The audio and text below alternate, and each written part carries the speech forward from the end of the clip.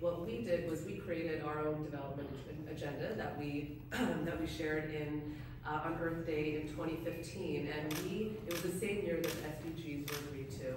And what we did was we mapped our local agenda to the SDGs, and because of our equity lens, we had synergies throughout the 17 SDGs.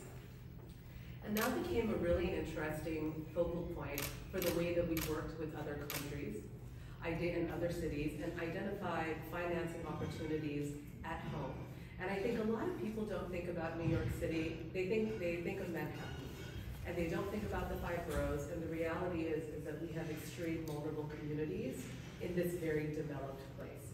And how do you address that from a policy perspective? And I do have to say, we use the language of vulnerability because it becomes very important in terms of how you prioritize policies. And I think in policies, then how what gets financed and how the budgeting goes. And so I do think it's really important to think about that language in the role of policy and financing at the local government level.